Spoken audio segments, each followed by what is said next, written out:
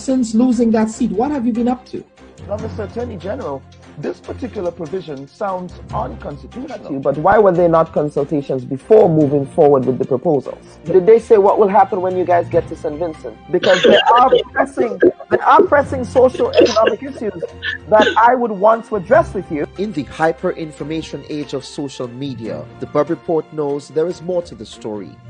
We have questions and demand answers. We strive to hold the powerful accountable and tell an unbiased, contextual story.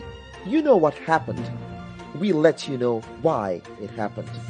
There is always more to the story.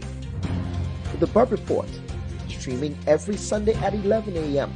on Facebook and YouTube. So it's not a legal schooling. I know you're sensitive to people schooling you on the law, but I think I can trump you when it comes to the history of Grenada. What you're saying is that this resignation was expected? Would it be fair to say that you abdicated your responsibility by not showing up in Parliament on Friday? We are not aware of the terms of the agreement. But then how can you say the terms are not favorable? You don't know the terms. We love old talk, we love gossip, we love brango, we love all them kind of things in the Caribbean. If I cannot play music, I don't know how I'm going to live. We are borrowing money to pay debt because of corruption, waste, and mismanagement. That they have difficulty with your leadership. Why then are you contesting the presidency? You said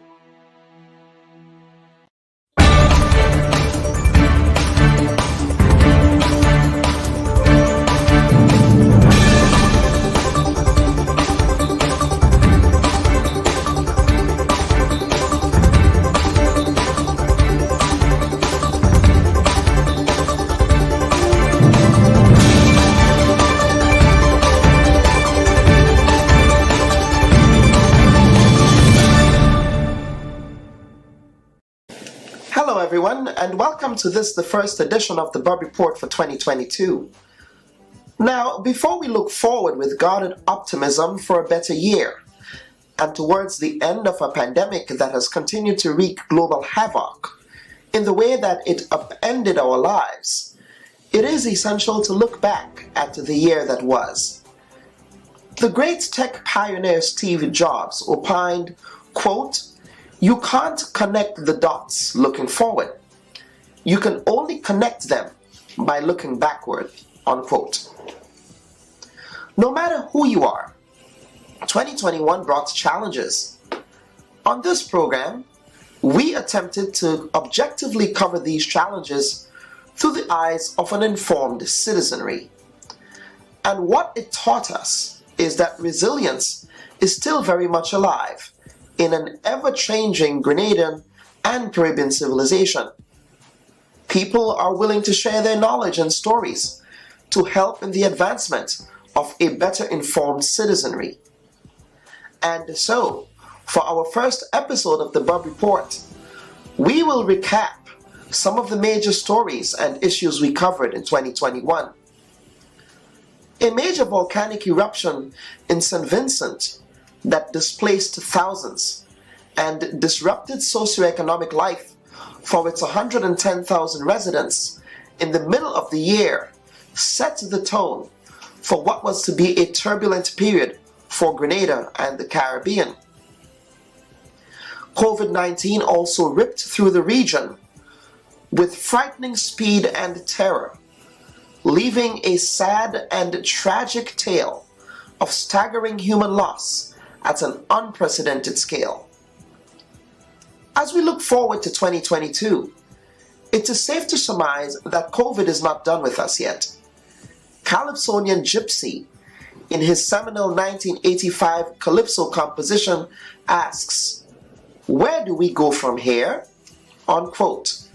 And that is a question that must be uppermost in our minds as we navigate these tempestuous times. Now, not since the cholera outbreak of 1854 did Grenada witness such a significant death toll as a result of an infectious disease. The 200 people lost to COVID-19 across the country helps to define contemporary Grenadian life in the latter part of 2021. Under such calamitous circumstances, their departures have certainly hurt the soul and the conscience of the nation. Sometimes we are quick to forget the past, as the past can sometimes be eclipsed by the increasingly digital world in which we now live.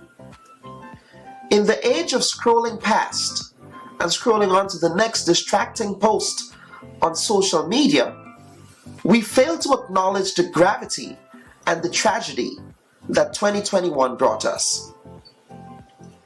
Apart from the alarming deaths resulting from COVID-19, we covered some other untimely transitions, people whose walk of life helps to define contemporary Caribbean life in so many ways.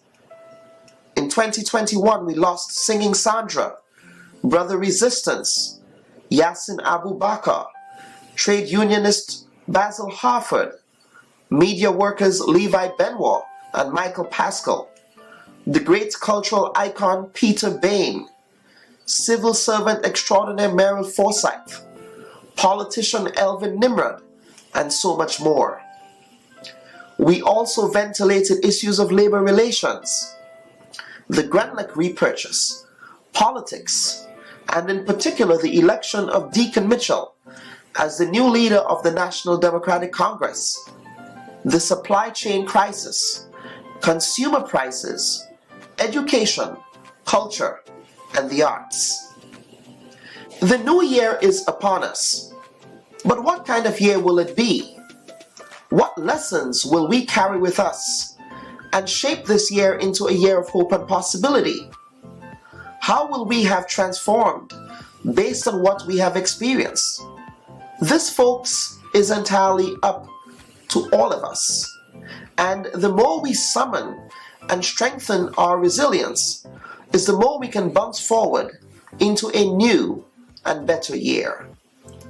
Join us for the next 90 minutes as we look back at the year that was, with our hardworking and gifted team and a panel of guests who will attempt to make sense of 2021, the year that was.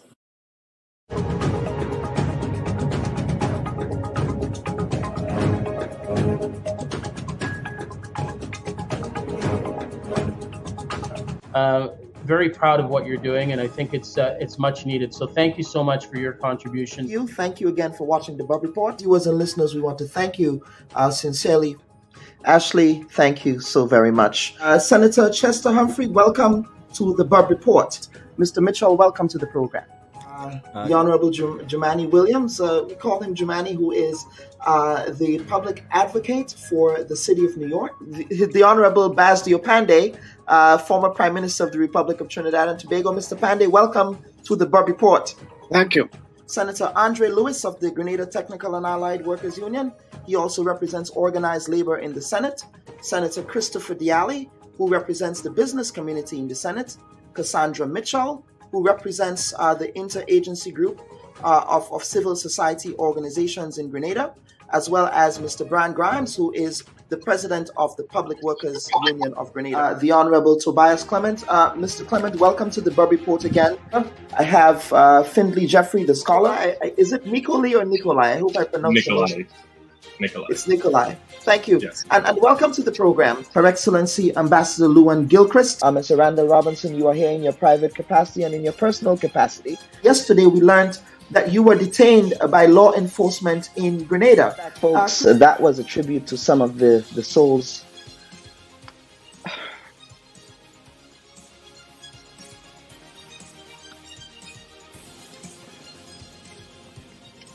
So you come from a family of public servants. Yes, we are a family of public servants. You're saying that you have to do more, but my question is, what have you done as president of the union to ensure that that happens? To the cards that I have drawn, that I am the minister at this point in time.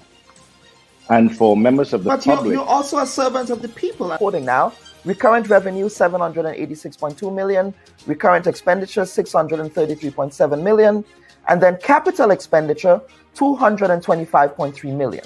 What specific areas from that capital budget were used to finance that purchase?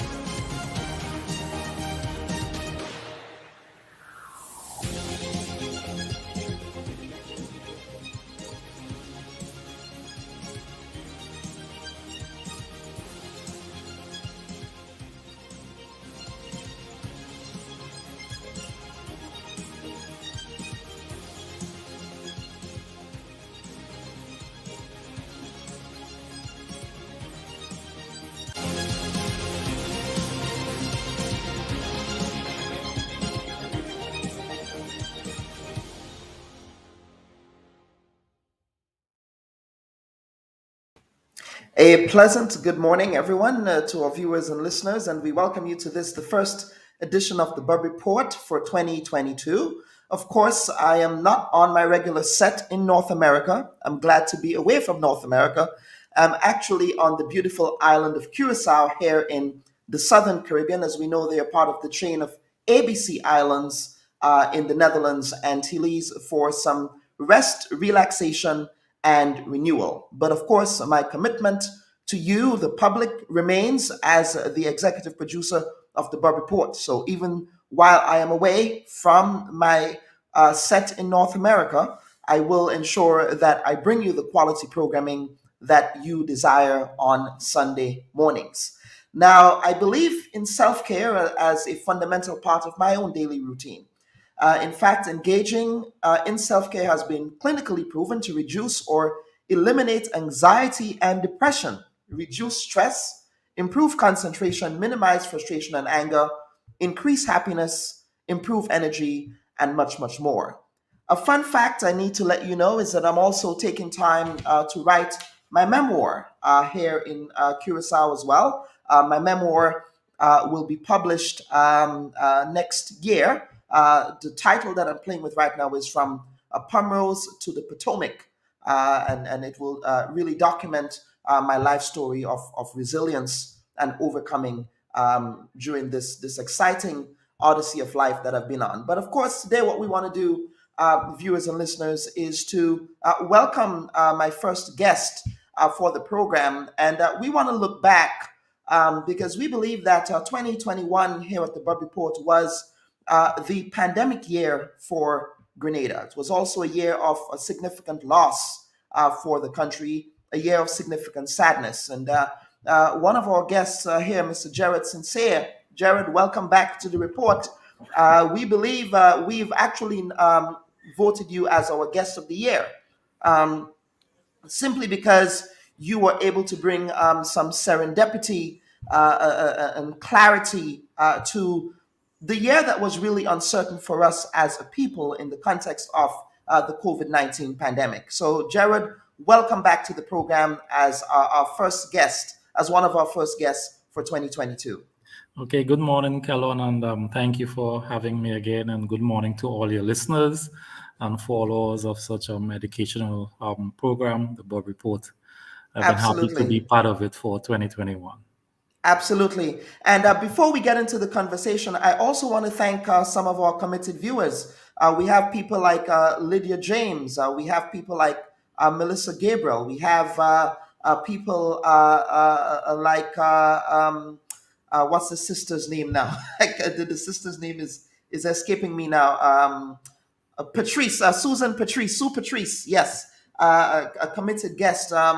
We also have several other guests. We have Brenda Lee, James Johnson, who is also a committed viewer of the program, and we have other fans and viewers in Grenada and the diaspora that we really want to thank for their continued participation as audience members into the program. And of course, folks, we want you to also share today's program as well. But Jared, what we want to do is to contextualize what happened in Grenada last year. As I said, this was sort of a pandemic year for us. But I really don't think we really understand the gravity of death, of mass death that we witnessed in the country in the way that we did as a result of a public health crisis. The last time that happened was during the cholera epidemic in the late 1800s. Yes? So over to you. Yes, and that was a long time ago. And so yes, largely, Kellon and listeners, you would find that generations that have not experienced these large mass deaths would not take it as seriously, especially with Grenada having one of the youngest populations. And that part of our population was not affected in ways that it would have impacted their lives. However, when you the older folks, the middle-aged and the older folks whose lives were impacted by the fact that we all knew someone who would have passed on of that 200 individuals who died from COVID-19, or in the individuals who struggled with recovering and even experiencing long COVID. And so that would have left an indelible mark on our minds and on that part of the population. But I would say the younger population, as we expect, it has not affected them so much directly. But the indirect effects would be the fact that we had to experience lockdowns over different times of the year. And in 2020, the kids who have not been able to go to school and to socialize, to meet their friends, have been impacted in ways that we cannot measure directly now, but may show up in behavioral habits or differences that we may see down the road. And so moving forward, we have to contextualize how the experience from 2020 and 2021 would be related to outcomes that we might realize during 2022 and make provisions for that. So kids who have missed school, kids who have been marginalized, or who has not been able to keep up with their schoolwork because of situations where online learning was not the best for them, would feel marginalized and having to catch up with the other kids when school reopens would be a challenge. So there are many issues that we have to think about moving forward, and how are we going to provide for avenues to deal with them as they show up. It's something that need to be looked at seriously. Now, Jared, how does this pandemic end? Now, that is a question that has been on my mind lately. Looking at the data, looking at the tea leaves from the previous pandemic, that's the Spanish flu that we encountered globally in the early 1900s. How do we get out of this pandemic situation? Granted, the Spanish flu was limited, and back then we did not have the same kind of global mobility that we have now, right?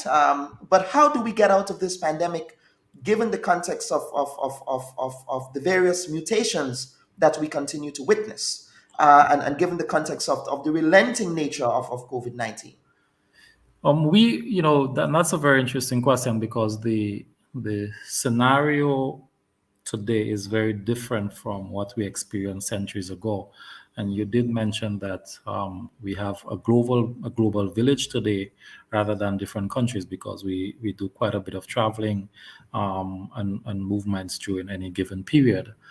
So that's one condition that we need to consider as well. And secondly, the fact that the COVID-19 virus is mutating and producing so many different strains. And what we are seeing is that even though you've been infected or vaccinated, that individuals are still contracting the disease with the new strains. And so whilst the extent of mobility is greatly reduced if you're immunized in one way or the other, the fact that it continues to be transmitted, and that is a cause for concern. So getting out of it with those conditions makes it very difficult. So it's going to be a recycling of waves until we develop immunity that prevents outbreaks, because outbreaks are basically realized when we have an imbalance between susceptible and immune individuals.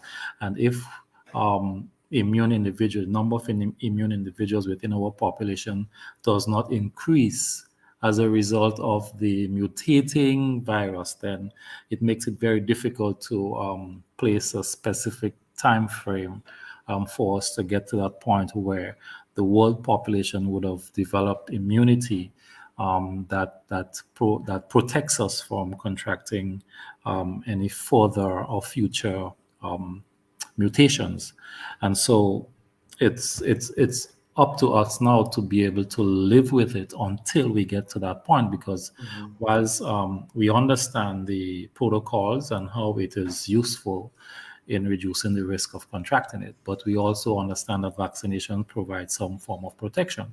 But all these do not provide full protection. So despite of what we do, there is this gap that remains, where there is an opportunity for individuals to get infected or reinfected. So we're going to continue to see waves occurring over a period of time. We would hope that the mutations that occur do not result in variants that are more deadly or cause more death and morbidity among the world's population. So for the time being, we adhere to the protocol strictly. We learn to live with the changes that COVID-19 has brought on us, accept it as part of our daily routines in the fight against it. And so that's the most we can do at this point, where we learn to live with it and to live with it efficiently, meaning that each aspect of our daily lives is geared towards protecting, preventing infection and reinfection,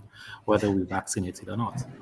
Now, I'm going to cite an MSNBC article here that was published recently, and it speaks about going from pandemic status to endemic status. And I want you to give us some education on this. Now, the article says, experts say that COVID-19 would likely lose its pandemic status sometime in 2022, due largely to rising global vaccination rates and development of antiviral COVID pills that could become most widespread next year, meaning 2022. Instead, the virus will likely become endemic, eventually fading in severity and folding into the backdrop of regular everyday life. Various strains of influenza have followed a similar pattern over the past century or more, from the Spanish flu pandemic of 1918 to the swine flu pandemic of 2009. COVID will probably remain dangerous once the pandemic ends, much like the flu, which killed as many as 62,000 people in the US between October 2019 and April 2020, according to the CDC. But barring any major developments, quote, normal, unquote, post-pandemic life could arrive soon. I want you to react and comment to this commentary here by a group of medical experts. Yes, and this is the correct sort of prediction. The timing that we cannot be too sure on, because we expect with time, and as I did say, natural immunity plus immunity realized from immunizations and antiviral drugs that we would develop over time would increase the immunity levels within our population. So when that happens, that decreases the likelihood of outbreaks occurring worldwide. And once these outbreaks are minimized worldwide, then it can be downgraded to just point outbreaks or epidemics. Then it's going to go further to endemic. So, pandemic is a global outbreak or epidemic. Epidemics are localized outbreaks, and endemic means the natural occurrence of a disease within population. So we're going to expect a certain amount, as we expect flu or dengue in Grenada, a certain amount occurring naturally every year. And so with time, we would see that occurring. But even as we look at the deaths that the flu would cause, it's quite alarming still. And so there's going to be a certain amount of individuals that's going to get infected every year, and God forbid that we realize deaths as a result of that. So it is on us still to ensure that we minimize the transmission, that we adhere to the protocols strictly, which is going to be part of our lives, because during the phase of a pandemic or an outbreak, there is this heightened sensitization and expectation that we must adhere to the behaviors and the strategies that are proven to work. And so we expect that to remain for a while, which would become part of our lives. And when we visit countries, things like expectations to be vaccinated against certain diseases, the COVID-19 may become part of that as well. And so as we move forward, it is important that we understand the context and the progression. As we move from pandemic status, there's going to be outbreaks within countries, so it is epidemics within countries still. That would be susceptible populations. And eventually it's going to turn to the endemic status in many countries. But the susceptible populations, that is the populations who are not immunized or protected from the virus, then we're going to continue to see outbreaks localized in different countries. Now, let us get to much more of a contemporary, a current issue that is occurring in Grenada. and that has to do with the reopening of schools tomorrow. We've heard, for example, the chief medical officer, I believe he's the acting chief medical officer, Dr. Sean Charles, expressing a desire for kids to no longer remain home. Yes? Yes. Which to me goes against what the public health requirements are for COVID-19 that speaks about social distancing, given the context of the increasing numbers we are seeing in Grenada with respect to the Omicron variant.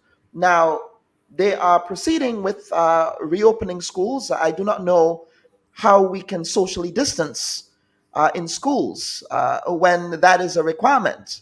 So I want to get your take on the government's decision to proceed with the reopening of schools. Of course, we've also heard from the Grenada Union of Teachers. They held a press conference last week as well, in which they expressed some concerns where that is concerned. So I want to get your public health opinion on that. Should we move forward with reopening schools? Yes, and Kellen, I'm gonna give short talk on it so we understand the context of it on this reopening of schools. Now, I believe from a mental health perspective that the kids need to return to school. Okay, fundamentally, I believe that.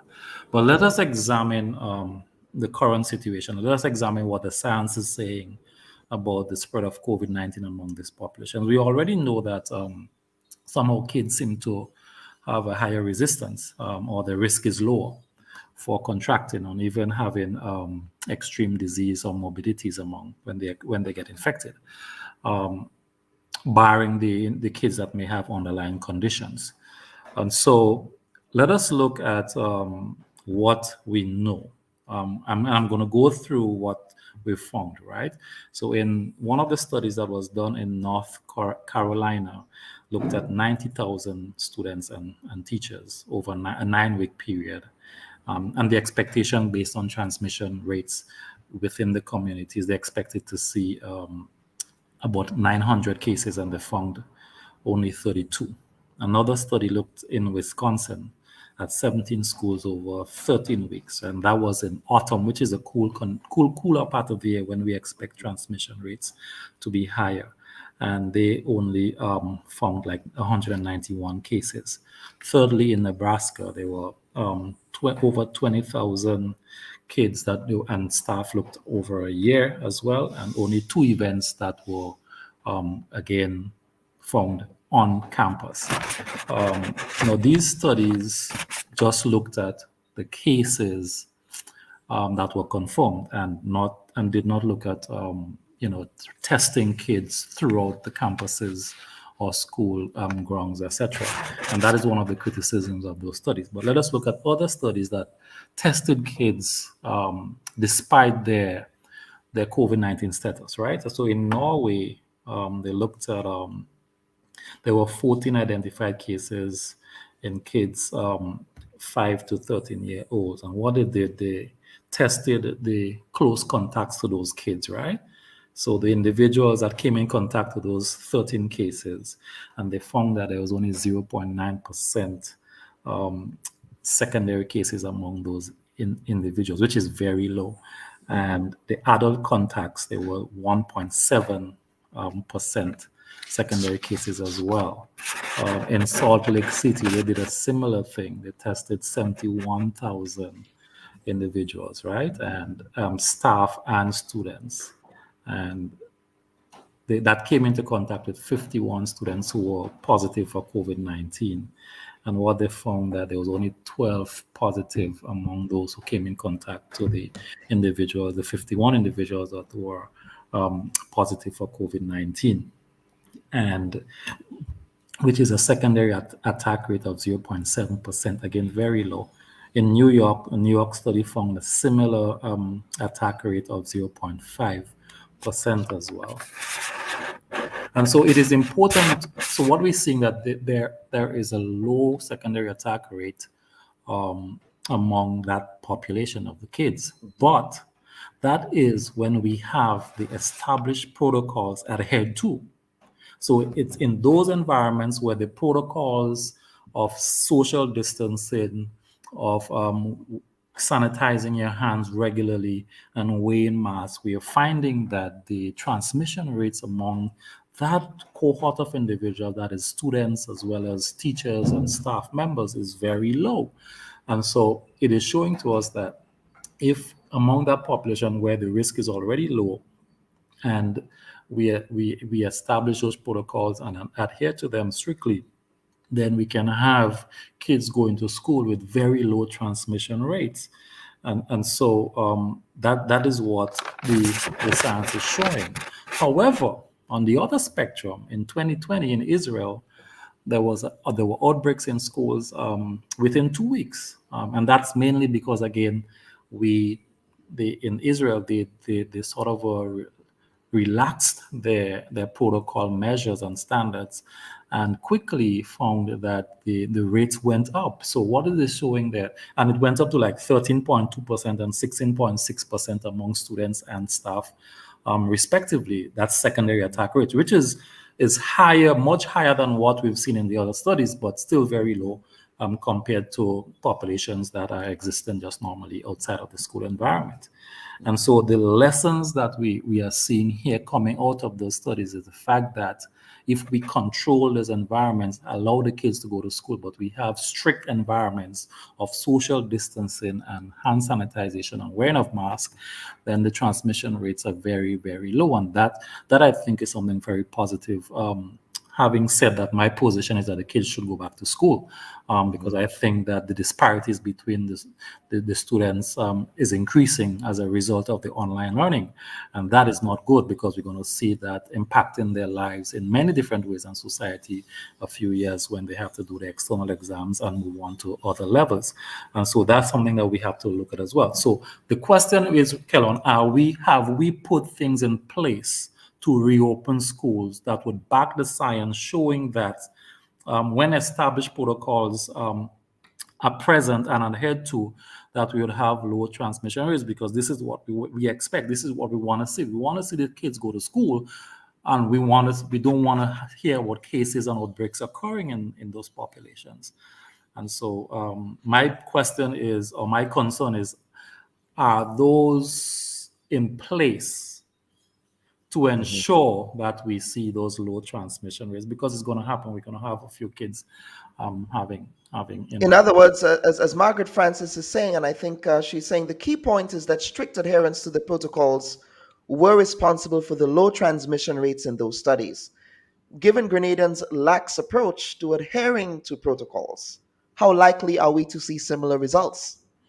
Well, again, this is my point. This is what I'm saying. If we do not, so she's actually reiterating what I'm saying and what the science is saying, that if we are not ready for that, then we shouldn't open the schools, because the science is saying that if we provide those conditions for the kids, the teachers and the staff, then transmission rates are going to be very low, which is good. But if we do not provide and we just reopen schools, then we might see something very different. And these investigations that I'm talking about have been backed up in France, Ireland, Australia, Singapore, and the US. Many different countries are showing the same thing. But again, the discipline and the provision of resources to be able to have that conditions in the schools is necessary. Now, Jared, let us, before we go to the break, let us contextualize the gravity of loss that we witnessed in Grenada and in the Caribbean in 2021. I don't remember a time when we have witnessed such significant mass death within the population. And what does that, as an epidemiologist, what does it say about the health profile of our people in the region? It's something that I have been championing in a while, talking about that, first of all, our concept of health in Grenada and I think most of the Caribbean is considered important when we get sick and when we fall sick. We largely think that we should think about our health after we have been diagnosed or tested positive for on a disease. Or some of us even think that health is just physical well-being, so there isn't that aspect of mental health and those different aspects of health that contributes to the overall healthy individual, because it has been proven that stress, anxiety, depression, negative thoughts, and those experiences are related to negative health outcomes as well. So that's one thing we only think about it, and I don't see it happening throughout the islands where there is that political will to have a healthy nation. So we talk a lot about health, and COVID-19 has exposed us in our concept and our daily focus on how healthy we are, because I believe that if your immune system, and in fact we know that if your immune system is operating at optimal levels, even if you get exposed to a virus or to a disease-causing agent, your immune system, with support from medicine, will be able to take care of that virus and get rid of it without you having to experience extreme morbidities or even death, right? So it has shown us that we clearly are hitting the mark, even if we may not be aiming at a mark. We are just living freely without thinking that health is an important aspect of any nation. We learn that the health is our wealth, right? Correct. A Yes. healthy nation is a wealthy nation. And so it has exposed us, Kellon, and it has caused me to even reflect further or even internally on how do I look at health, even as an epidemiologist? And I've realized that we focus a lot only on physical health, those of us who are conscious of it.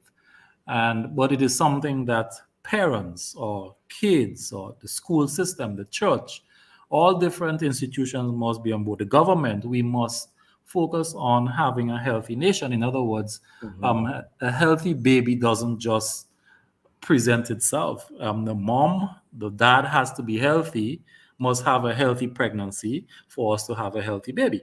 And so to have an healthy adult, we must have healthy lifestyles and exposures and principles to live by throughout our life. So I am deeply concerned that in Grenada, we have diabetes and pre-diabetes rates that are 1 in 3, which is about 33%, and that was like 5-7 years ago. That may be higher now, and that's just diabetes. Cancer rates are very high as well, many different cancers, and so a concerted effort must be made now, Kellon, because we would continue to see those outcomes or impacts occurring if your nation is not healthy. When a virus gets into a susceptible nation that is not healthy, it's going to reap havoc. And that was a warning to us last year. COVID-19 attacked us and took a significant part of the wealth of our nation, because it took a lot of the elderly individuals who would have gone with a lot of the libraries of information, cultural practices, wisdom, and those things that we've lost forever. And I would want to say that I make an appeal to government, to leaders, to churches, to schools, to teachers, to parents, to focus a lot on increasing your knowledge and changing your attitude about our whole approach to health. Because if we continue like that, if we continue to adopt the Western way of eating and living without for one moment thinking that we are poisoning ourselves daily with what we eat, whereas our food should be our medicine, then we are definitely going in the wrong direction.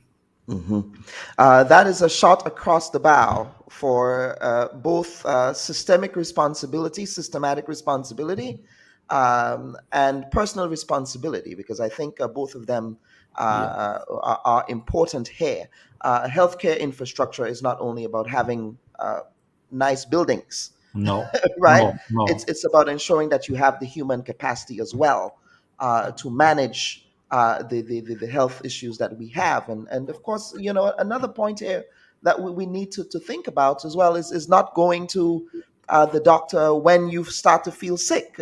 And sometimes it feels as though it's a sick care system as Yes, opposed to a preventative healthcare system. Yes? it is. Something as simple as, going to the dentist is not a normal practice routinely in Grenada, So to identify any issues that may be related to their dentures, your gum, etc. And all these are related to other diseases as well.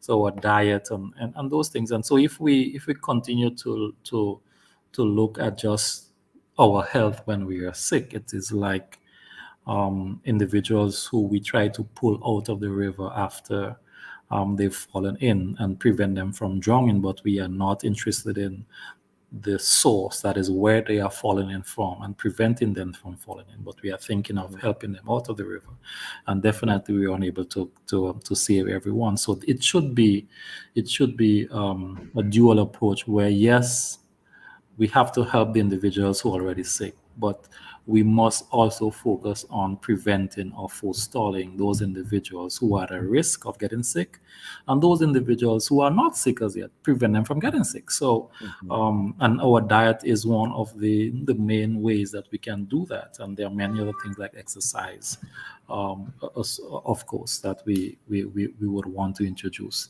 into our lifestyles. And this is something that we must ingrain in our kids, so that they adopt those habits and practices, because it is easier for an adult who has had exposures to exercise and who's been participating in physical activity that helps them to develop, that when you're an adult, it's easier for you to continue exercising rather than starting when you're an adult. It becomes a challenge. And so we must, as a people, the governments must rethink the approach to health. We cannot have a system that continues to focus just on treating individuals. We do not have the resources for that. But we can rethink our approach and look at how do we develop that strategy to prevent individuals, to increase healthy lifestyles, to eat healthier, to make the foods that are healthier more affordable and accessible to individuals based on the resources that we have as individuals in Grenada, because it's very expensive to live a healthy lifestyle in Grenada, and most individuals cannot afford it, and so they're forced to eat unhealthy. And if we do not look at those things seriously, then we would just be going around in circles. Yes, and what we want to do here, viewers and listeners, we also want to hear from you. We want to hear from you. Just tell us where you are, first of all, which part of the world you're viewing the Bubb Report. I know that a vast majority of our audience is in Grenada, but we do have listeners that are scattered across the world as well. So we want to get a nice roll call here going. And then we have a comment here from a listener saying, the latest report states that after kids contracting COVID, they're coming down with diabetes. Will this be temporary? Is Grenada preparing for this? Mr. Sincere? I have not heard of any strategies that the Ministry of Health and the government has developed to deal with that. So I cannot say if they have or have not. I'm not sure what's been done, but it's an important point that these are things that we must be equipping ourselves with now, so that we prepare for them when it occurs. Because with the opening of schools and with the continued exposure, kids are going to come down with COVID-19. We're going to see increase in numbers because they're a vulnerable population, and it's going to happen. So they've been protected at home up to this point, but we're opening schools, so it's going to start happening. There's nothing, it's a natural progression when we have a pandemic where the susceptible population get exposed, and we're going to start seeing cases. All right, so Jared, we want to come up for some air, but we want to give you an opportunity for some closing comments before we get to our next guest, Folks, I'm very excited for our next guest. He is a veteran broadcaster in Grenada. He's cut from the same cloth as the likes of my mentor, George Grant. And that gentleman is Mr. Paul Roberts. Paul Roberts was one of the precursors to Sundays with George Grant. He also hosted a Sunday program on Spice Capital Radio. So we are very excited to have him as our next guest as we continue this year in review program. So please stand by, folks. This is a very solemn segment, so I want us to take some time to really reflect and remember the people we lost last year in Grenada. Stand by.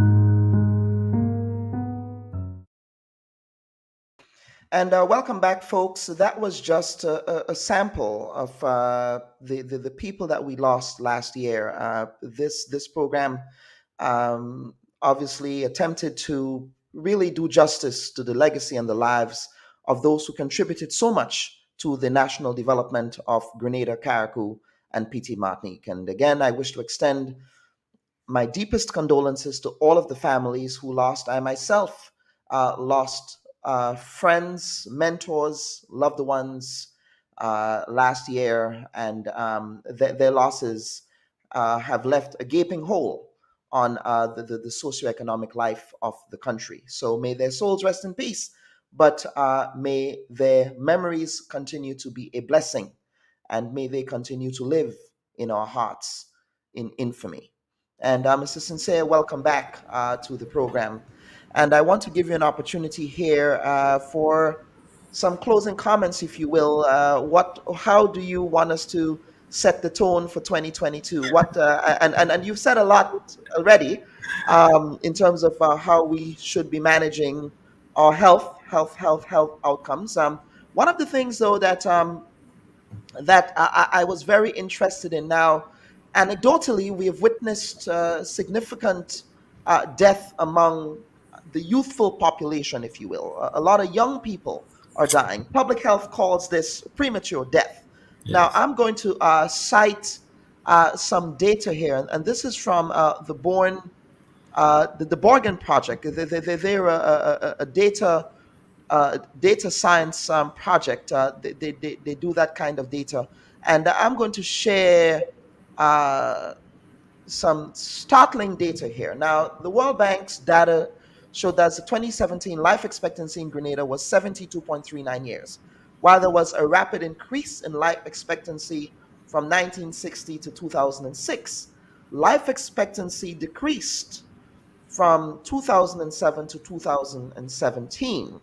Now, they talk about non-communicable diseases as constituting the leading cause of death in Grenada. According to 2016 WHO data, non-communicable diseases such as cardiovascular disease, cancer, and diabetes constituted the majority of premature death in the country.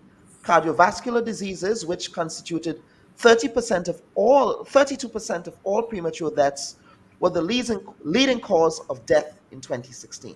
The infant mortality rate stands at 8.9 deaths per 1,000 live births. This is a significant improvement from 21.2 infant deaths out of 1,000 in 1985 and 13.7 deaths out of 1,000 in 2018. What say you? Well, this data is reflects what's happening, especially with the non-communicable diseases. We refer to them as lifestyle diseases. We also know that some individuals may be predisposed to it based on inheritance, genetic inheritance. But largely, these predispositions does not operate, independently. There is usually a combination of risk factors and behaviors, modifiable behaviors that contribute towards the development of those diseases. And as I said, we do not think about diseases and health in Grenada when we are healthy, and so we have not been taught to take care of ourselves and to live lifestyles that would largely reduce the risk of developing lifestyle diseases, which is a non-communicable disease like diabetes, the cardiovascular diseases, cancers, etc. And it reflects, it tells us, if we can say that 32% as what you just showed us of premature deaths can be associated to or with the non-communicable disease, it tells us that we are definitely on the wrong path, and we need to sit down seriously and put some effort. But there must be the political will, because whilst we do understand that the churches, the schools, the teachers, parents have the responsibility and their part to play, the direction must be determined by the people in charge. And if there is no direction, then your people would go any direction they think, or the direction that most people are going in, they would follow. And largely we've accepted and we've adopted the Western way of eating, the Western diet, we've adopted Western lifestyles, and we're less active, we eat a lot more processed foods, and that largely contributes to, over a long term, to those health outcomes. We eat less of the healthy foods. We eat less of the foods that are grown naturally without any chemicals, and these do contribute to risk. It shows that, the science shows that. And and again, Kellen, I'm saying the direction must be determined by the leaders. When you have leadership is critical. Leadership, political will is critical. When you have that, the country is going to follow. Because within our context today in Grenada, there are pockets of individuals who have taken it upon themselves to make a concerted effort to move in the right direction as relates to their health.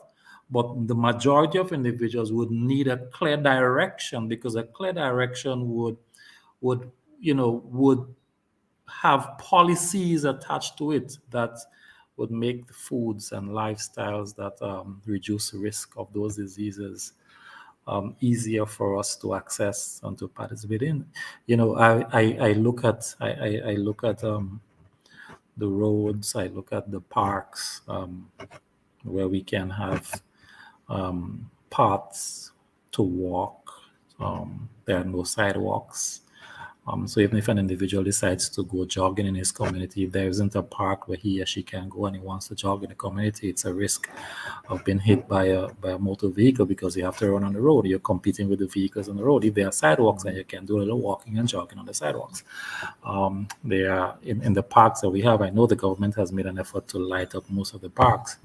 But even in the parks that are lighted, where's an opportunity to have the lights on for a certain period where individuals can go exercise, and so these are things we must start having a conversation. But the conversation would not make any sense if there isn't a political will. We will just be talking, and so again I say the leaders have not made an effort to produce a healthy nation. And we are experiencing and realizing the results of that. And if those who are in charge do not make that effort to chart a clear path, so each parent, each child, each school, each church, each citizen of Grenada understands that this is where we are going as a country, and it's going to bring health benefits to us, then clearly people will get on board. But we've left it up to the individuals, and so the individuals have adopted habits that bombard us from day to day on the media, on television, in the movies, social media. We've adopted it, and so we've moved away from a lot of those practices that contribute towards our health. We have obesity increasing among children. Adult population obesity is also increasing, and we know how that is related to diabetes and many of the other cardiovascular diseases and non-communicable diseases. And so these, again, as I'm saying, we have not addressed it, and because we do not have a direction. Any final thoughts and comments before we get to our next guest? Yes, Kellon. My final thoughts and comments has to do with the reopening of schools and the responsibility of teachers and parents, even as schools have been reopened, and we understand that the kids, if you contract, what the symptoms are for the Omicron variant, it's very similar to the flu, so it's cold-like. And so I am appealing to parents and to teachers to be very vigilant. If your kid is showing flu-like symptoms, keep them at home, isolate them, keep them at home, do not send them to school. If we recognize as teachers that there are kids in the class who are showing flu-like symptoms, we must isolate and ensure that they get home safely and they do not return to school until those symptoms have stopped or ended and they are clear to return. We have to be vigilant, because one or two would slip through the cracks. We treat those, cold and flu is like a normal experience in Grenada, and so Omicron has adopted similar symptoms, so it's very difficult for us to distinguish one from the other without testing. And so I'm saying to parents that even as school reopens, that we must do our part. Teachers have to do their part. Kids have to also, let them know that if you feel flu-like and you have those symptoms, let us know, so we have to keep you at home, because we do not want to put other kids at risk, etc. And so I just want to appeal to parents and to teachers and adults to be very vigilant with that, and to make sure that we do not contribute towards the spread of the variant by our irresponsible behaviors. And if we work together on that, and we keep the kids who are showing flu-like symptoms at home, then we are actually protecting other kids from contracting, the flu. Even if it's the flu or the COVID-19, then we are still doing something good. And so it is important that we take that responsibility as school reopens. Jared, thank you again for appearing on the program, and we will, of course, be relying on you again as we continue to exist in Thank the you, zeitgeist of Kellen. this pandemic. Thank you very much, Kellen. And I'm waiting on my badge or trophy for last year, right? Yes, it's coming. It's coming. Okay, Kellen. Have a good day, man, and continue All doing right. the good job that you're doing. You know, I when I don't get a chance to listen to your program, I go back and look at the recordings, and it always adds to my day, and it gives me something to think about. I learn something new.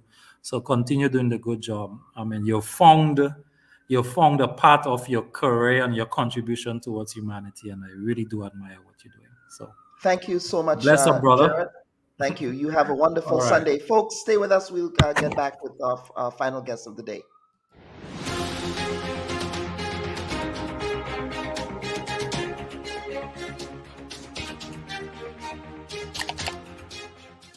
Well, I was going to tease you and say that you see banners and flyers of Deacon Mitchell in every constituency in Grenada.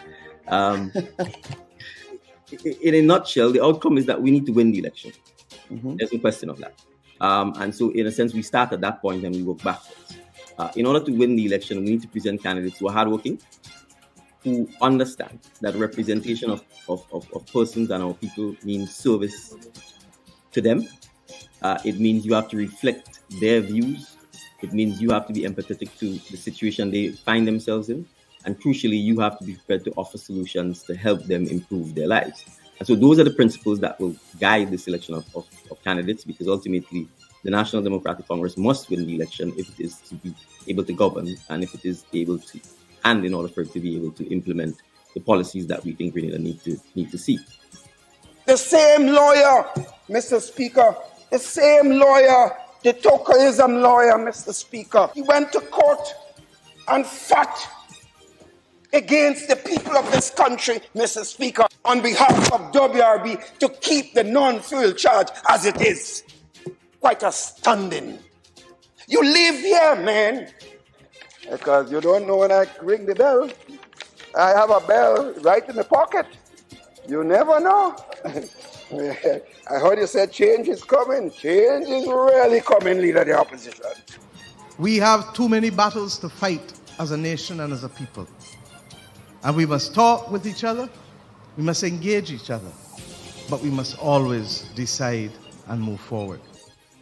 One may ask the question, have these two parties served the people of Grenada in a way that we all can be proud of? So, by having someone else appearing on the scene and presenting a different point of view, I think it is welcome. Now, Senator, you were once an advocate for national strikes for aggrieved workers. In 2010, for example, you warned your then comrades in the then NDC administration and Answer McCall that you would shut down the country if aid breweries workers were not reinstated. I'm sure you remember that, Senator. Also in 2011, you said that during the Liat dispute, quote, "We will withdraw our labor throughout the region," unquote. Now, Senator, in the current 4% dispute, the unions are not threatening to withdraw their labor, and neither are they threatening to shut the country down, as you did. Now, why then do you oppose their current industrial action? I think your summarization of my position is highly inaccurate, and may I dare say a bit inflammatory and somewhat unfortunate. What we are seeing in Grenada here is basically a form of intimidation in a democratic society. People were looking for these sort of things probably in communist countries all over the world. We were looking for this thing that we were never looking as persons in Grenada, workers who would have made all the sacrifices in whatever the situations and circumstances may be.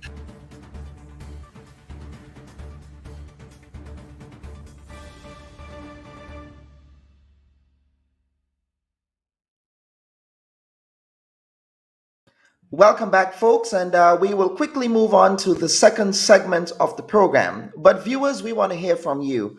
If you were to describe 2021 using one adjective, what would that adjective be? So if you can include that particular adjective in the comment section, we would love to hear from you.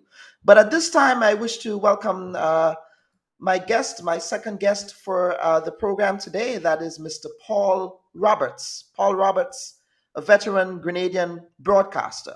I would go far as to say he is a media treasure in Grenada, and I really wish those younger people in the media would pay more respect to people like Paul Roberts, who essentially paved the way for people like myself to get involved in broadcasting. In fact, Paul Roberts is one of those people that I look up to. And so I am very happy to be joined by Mr. Roberts today. Mr. Roberts, welcome to the Bubb Report. This is your very first appearance on the program. So we're certainly happy to have you. Great to be on it. And in fact, I really was taken in by, in fact, the creation, that which you created to in fact illuminate a lot of the problems we've had in Grenada, and in fact to take a fresh look at not only just some of the problems we have, but media in Grenada generally. And I take my hat off to you. Absolutely, Mr. Roberts. Now, the same question I asked members of the audience is the same question I'm going to ask you. If you were to describe 2021 in one adjective for Grenada, what would that adjective be? Terrible. Terrible. Okay. We have not seen terrible on the cards here. We've seen worrying from May. We have seen Annalexis say scary. Kathleen Thomas is saying stressful. Yeah, those are the ones that we have. Yes, Paul. So Alistair is saying pivotal out from Alistair Charles. Now, Paul, let us get into it. There's some very significant issues that really defined Grenada last year. One of them, of course, being the COVID-19. It was not the backdrop, it was the main narrative, if you will. So I want to hear from you. What do you think are some of the significant issues that really defined Grenada in 2021? Well, you identified to begin with, of course, COVID-19.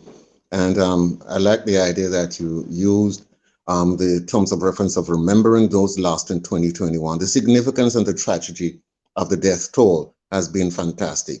In fact, I'm a student of history, and I tend to look for solutions of occurrences of the kind which subsequently are able to lead us forward.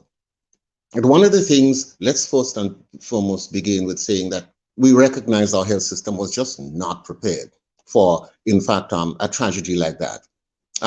Secondly, but mostly important, because I listened closely to, in fact, what Jerry had to say, Mr. Jerry Sincere, well, I call him Jerry. Mr. Gerard Sincere had to say as an epidemiologist that, listen, it all begins with our leadership.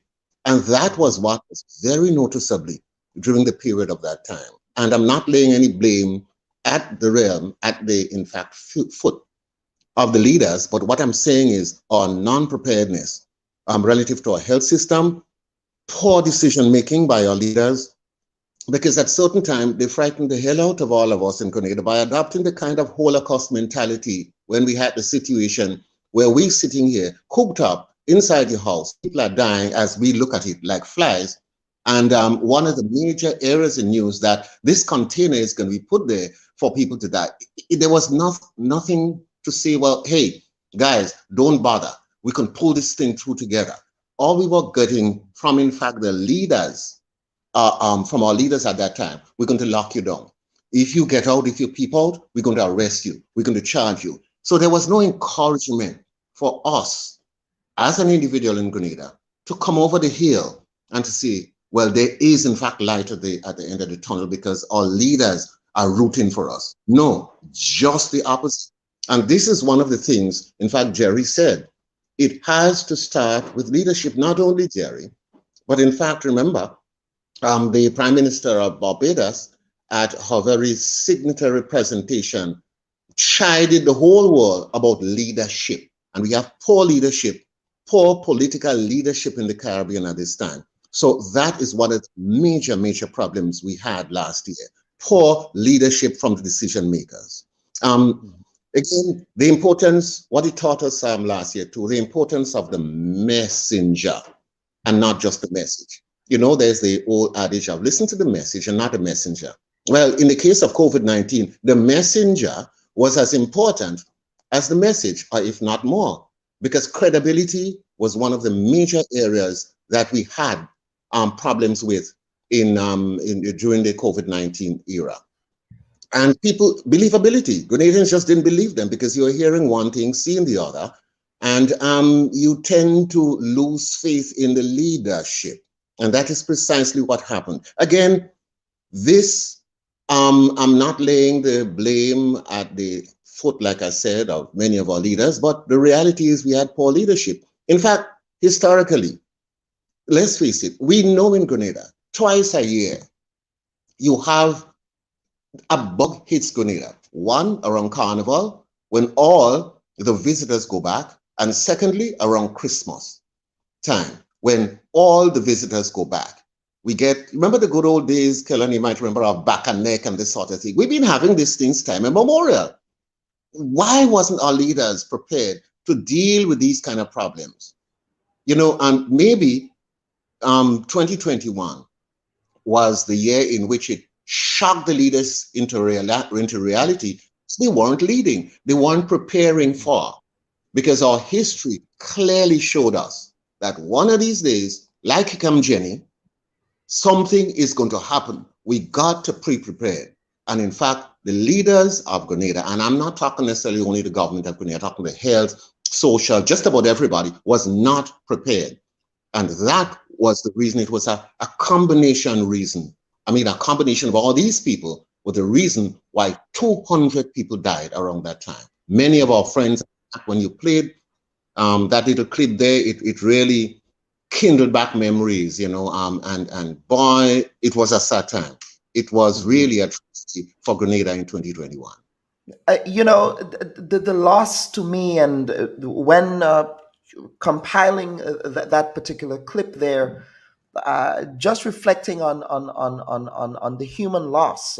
Yes, they've died, but what they've taken with them, their talents, their skills, their experiences, you know, that wealth of knowledge. And I am concerned normally whenever someone dies like this, what have they been able to pass on to the next generation when we have lost so much? Yes? What is good is that this thing, although it was a tragedy, it has taught us some lessons. And I think one of the lessons which have not been taken, again, like I said, I'm a student of history, so I look back and like you said, connect the dots, because that's the only way you're going to move forward. And our history has taught us we've got a methodology. Let's take, for example, schools open tomorrow. Now, the Ministry of Education, the Ministry of Culture, the Ministry of Health, they are not thinking out of the box. Now, what is the tradition of our schooling system in Grenada? Eric Matthew Gary came and he decided that, listen, more people must be educated. So what did he do? Under every coconut tree, under every mango tree, under every tree, there were schools set up. Why are we herding these youngsters, the future of our nation, into an enclosed space with 2019 and the Omicron virus really staring us down the barrel of a gun? We are not, our leaders are not thinking out of the box, and they're not taking history and the history of our country and the culture of our country into reality when decisions of this type are made. And I'm certain the Ministry of Education and the minister, yes, I'm laying it at her foot. She is out of the parish. She's not a St. George's person. So she must remember her father, her grandfather, her grandmother must have told her that this was a tradition. So we have the problem of the 6-foot space. We have a problem of, in fact, open air. We put them in our parks. We have 2 big stadia, could hold thousands and thousands of people. Why do we have classrooms within the structures that we do have now? This is one of the things which, in fact, needed to be thought out, to think about. And in fact, if the Ministry of Education had asked Grenadians some questions, asked all of us some questions, we would have said, hey, you have 2 stadiums there. Let all the St. George's schools go there. We want open air. We want vitamin D to hit them. We know what COVID-19 is. In Guelph, we have the George, the Ashton George, Heads George. Park. In Grenville, we have the Victoria Park, and we have another park there. Let our school children go back to normal until the dangers or the science is more exact relative to the actions we have to take to avoid being knocked down again, 200 people die again. In fact, apparently our youths are more susceptible now. So we could avoid could avoid another debacle by thinking out of the box and using history as a guide.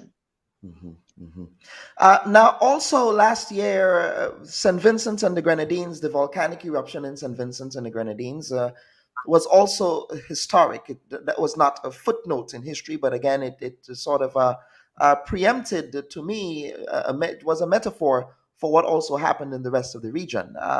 In 1979, Paul, you would have been around for that eruption.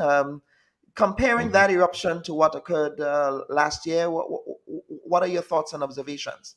Oh, the 79 was a piece of cake. It was, in fact, a sort of shot across the bow, as you would say, for Vincentians to be prepared. And I think to give the management in St. Vincent, they were prepared, because we had a situation where we had 4 tourist boats being available to evacuate something like 15 to 2,000 people off the island. They were prepared. In fact, it gave them put it away, an opportunity to be prepared. They had also, of course, dengue fever outbreak, so they knew, the health services knew how to deal with it, and plus they had COVID. So St. Vincent, comparatively speaking, were pretty well prepared, and the level of preparedness showed through, unlike Grenada. Now we have some comments. I'm going to put that comment up here. Paul Oliver Benway saying, Paul, if we don't teach Grenadian history, if we don't research our history and culture, if we don't have libraries and museums, we will not be able to use history to plan the future. Precisely. And that is what, I mean, let's face it, and we've got to look at it. This is the 24th century. Our tradition, our method of transference of information from a source to a receiver has been via the voice, right? We use spoken word. We don't necessarily use books. So again, in the Ministry of Culture, there must be some culture added to it. You have to understand, this is the way we communicate. In fact, you know the old adage that put it on the newspaper, it doesn't get very far. But let somebody just say something to another person, it goes right through Grenada. Let's use that oral tradition for what it's worth. And there is where it's putting down the gauntlet to the Ministry of Culture now. Use our oral tradition. In fact, that is one of the problems we had fundamentally with the COVID-19. Too many rumors flying around, too many problems. We didn't use the oral tradition properly, right? We used the officious, as you would say, traditional systems. So as such, the questions came in, and the questions keep coming in. So I'm saying we use the oral tradition. It worked. And again, it's history. We do have a problem in Grenada with transmission of accurate information from source to receiver. Well, we had to deal with it. And we have to look back into our history. How did our fathers and forefathers, and in fact, how did they deal with it? How did the system deal with it before? Reinventing the wheel, so we're running into serious difficulty. Again, like, Mayor Motley said, leaders have to learn to lead. Leaders are not just politicians. You can't be just a politician. You have to be able to lead if you're going to ask to take the position of a leadership role in Grenada. And I think we're lacking that, not necessarily only in Grenada, but really it's a Caribbean thing. Leaders are not leading. Now, Paul, let's go on to the labor relations climate in Grenada. That was a major news issue in the country. There have been several weeks of protracted industrial action by a number of the public sector unions in solidarity with a number of the other trades unions on the island. How did that really affect Grenada last year? Well, obviously it was it was more psychological than anything per se, because, Grenadians are resilient relative to their ability to continue life as normal as possible, bearing these, these labor relations problem. Again, like I said, we go back and we don't reinvent the wheel. Gary came in 1951. What was the first thing he formed? A trade union. Trade unions are a traditional conflict element within our society. It will remain that way and always. Now, Eric Matthew Gary in the yesterdays decided to transition from being a leader in the trade union movement to be a leader in the political movement. It is interspersed very closely, and the trade unions will always be at loggerheads with any government, because this, and in fact, the modus operandi, you're asking, increase in prices for workers. You're asking for benefits, increasing benefits for workers. Don't forget, again, those of you who don't want to remember history and don't understand, you have to join the dots so we know where we're going tomorrow. Eric Matthew Gary, remember what he did? He simply withheld labor. And it was just about 2 pence more, from 6 pence to 8 pence, that he wanted for his workers. And that caused sky red. You understand clearly that in the future, Prime Minister Keith Mitchell must understand that if he doesn't relate properly to, in fact, the trade unions, well, he's playing with fire. Playing with fire, you say? Well, I mean, some of the issues were resolved. Some of the issues were resolved, but the jury is still out on what other issues would emerge in 2022 that needs to be resolved. As you said, there is that traditional adversarial relationship there between union and government. Yes. Now, the other issue that we have to discuss here has to do with us, the media, people in the media. The media has come in for heavy criticism last year for their very poor treatment of the issues. However, I take exception to the broad brush that people use to paint all media as somehow aligned to the ruling administration, all media as being friendly to the government of Grenada, all media as providing poor treatment of the issues in the country. We here on the Bubb Report, we believe fundamentally that we stand out from all media. We are unbought, unbossed, and we are not in the pockets of anyone. And I can say that with great assurance. I am not bought by anyone and will not be ever bought by any of the political directorate in Grenada. So I want to get your thoughts on how the media covered the issues in Grenada last year, and how we can do better as a fourth estate. Yeah, well, you call it the fourth estate, but that's in fact, I don't think the media is enshrined in our constitution. That's one of the major problems. The media, you have to understand, and also political parties. It's amazing that the very things which run the country or pushes the country, they're not even mentioned in the constitution. And that's why I've been always a proponent of, we have to dismantle the constitution and start from scratch. It has to come. I mean, people might say, yes, the 1979-83 grouping, it has to come from Grenadians. I mean, I'm tired saying, I bear allegiance to Her Majesty the Queen, her heirs and successors.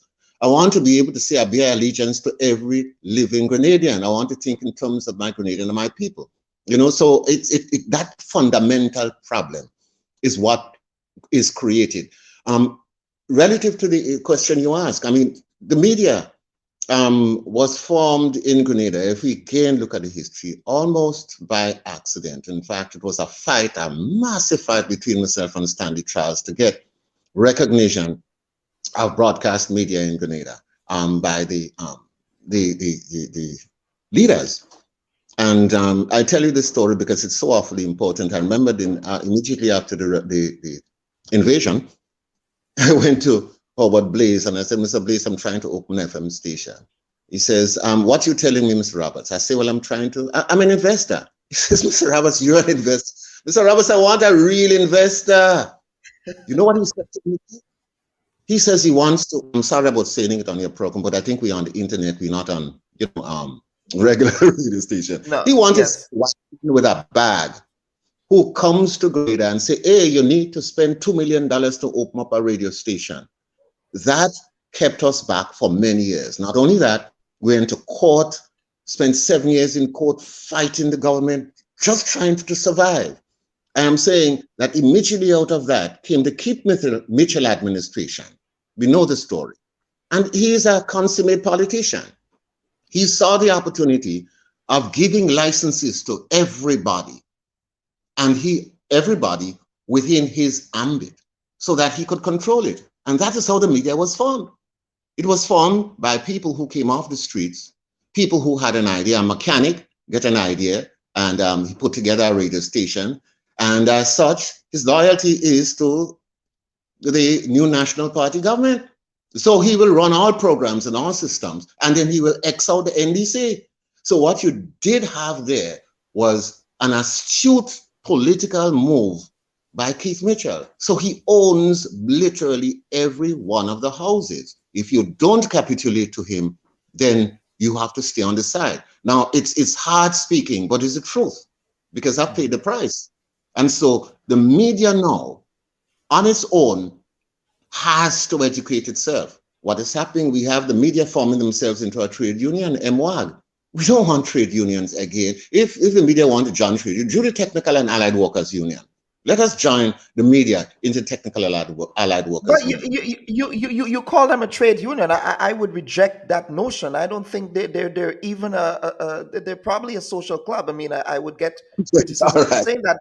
But trade unions fight tooth and nail for their workers. I do not see MWAG in that role. I mean, you know, and again, they're operating within the context, as you just said, of a media landscape that appears to be compromised. I say that against the background that I remembered when the workers of the National Grid, GBN, had difficulties. The media MWAG, really went out on a strike. And I was amused. That was what created the avenue in my mind. See, but that's not our terms of reference. It is to develop our own, you know, within the media services. Yeah. And that was what prompted it. But however, I say people like you, Kellan, has to come back and open a school. You know, I mean, come on. We have to understand their fundamental rules and regulations which governs the practicing of the art form. You know, it's what is happening is that we're seeing a lot of people who do not pay the price of learning the art form appear on the air and they become instant celebrities. And I mean, I'm scared because one of these days, one of these so-called celebrities going to bring the nation into disrepute. And it's frightening. It has happened once before. And strangely enough, I was one of the individuals who were handed a writ and had to go to court for 2 years to explain why did I make that statement, and I didn't. So what I'm saying is that this could happen again because the people within the media, they don't know. We had a situation recently, and I'm not trying to deal with any, I'm trying the case before it's hand, but here I would call names. We had a situation where a media worker reported to a minister in a press conference and reported that the minister said specific, you know, items which she listed. But it was based on the fact that she asked him a specific question, and in typical political fashion, he didn't answer that question. He answered something else, and she, I think it was a him, yeah, he, not understanding because he's not trained, reported it as something the minister said. Now there's a lot of problems going down. I listened to the court. I listened to what the question was asked, and I listened to what the minister answered. I was amused. Two different things. One was playing cricket, one was playing football. But the problem is because she wasn't trained, she don't understand that these are two sets of people which I have learned earlier on to listen carefully, very carefully to a magistrate within a court structure, because you could make serious errors as a layman. And secondly, to a politician. This was drilled into me. Listen to the politician. And I think she made a fundamental error. But then again, that same politician, understanding the error, is making a big mountain of a molehill. I believe it was just untrained. And this is where the media is at. We need schools and we need institutions to just deal with the fundamentals. That's all, just to deal with fundamentals. And we do not have that in Grenada.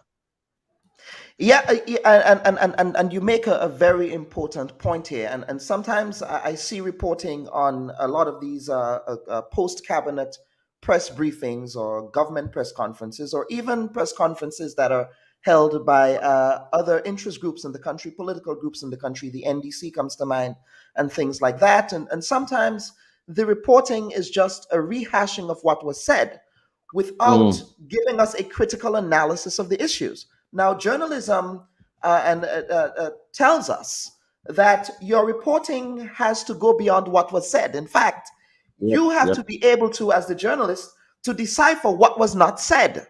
Yes? Because that's where the story is. What did the minister not say? What did this public official not say? What are they not telling us? Okay? They would publish a press release. Are we going to dissect the press release? To say to this press release that, look, this is thin. We need to do more research on this particular press release, instead of just running the press release as a public relations item in the news. That's not news. That's public relations. But I went off on a tangent there, but please proceed, Paul. No, you're right. And in fact, these are the areas we need to look at. And again, that's one of the areas we're talking about news and accurate reporting. What about the on-air people now? Our kids are listening. Youngsters are listening. Their ability to communicate and how they communicate. You have to have at least a basic skill in being able to communicate at that level, especially when you're speaking to 50, 60,000 people. That is atrociously bad. And, I tend to wince at the usage of words, the misusage of words, the double meaning, the double entendre, which comes up. And even in the double entendre, you're not even sure that it is a double entendre. So it is these kind of situations which we need to really teach anyone who gets into. And again, I lay it straight at the foot of the National Telecommunication Regulatory Commission. That's their terms of reference. And in fact, I recommended to them, listen, watch, try to deal with like you deal with a license. You have to learn to drive. You have to learn to drive before you put into a car. This is a dangerous practice. If you don't deal with content in the National Telecommunication Regulatory Commission, well, then what you're doing is you're putting your nation at risk. I try to make that plain, but of course, I'm not a leader. Interesting perspective there. Now, Paul, we want to get on to what we believe here is on the Bubb Report is nominated as the second biggest story that we covered, and that has to do with the election of Deacon Mitchell as the new political leader of the National Democratic Congress, a party that has been struggling with leadership over the years. But it would appear that Deacon Mitchell is bringing a new shot in the arm, if you will, a new lease on life on them, a burst of youthful energy, if you will. And that is something that we covered extensively here on the Bubb Report last year. So I want to get your thoughts on how Deacon's election as political leader shaped 2021 and how it will in fact continue to shape and define this year. This year might be an election year in Grenada. Of course, if we are to read the tea leaves with respect to what the Prime Minister may want to do. But I want to get your thoughts on the Deacon effect. Some are calling it Deacon mania as well. So over to you. Yes, it's been really impactful. In fact, it was Deacon coming in at the right time. And I think that sometimes I look back at in fact what has happened and what he would have to deal with, the expectations. In fact, he has on his shoulder the expectations of a whole older generation and in fact the new generation. And boy, that's a lot to be. But the Deacon mania happened simply because it was, that time for change. It reminds me of course, in the 70s, when in fact after we had this Garyism, we had Gary for so many years, we were politically tired of one group of individuals. It was the Gary era. And so when the NGM came on track and Maurice Bishop came on track, he was a breath of fresh air. And as such, everybody, regardless of his belief, regardless of his ability, regardless of what he could do, everybody channeled their thoughts forward to him.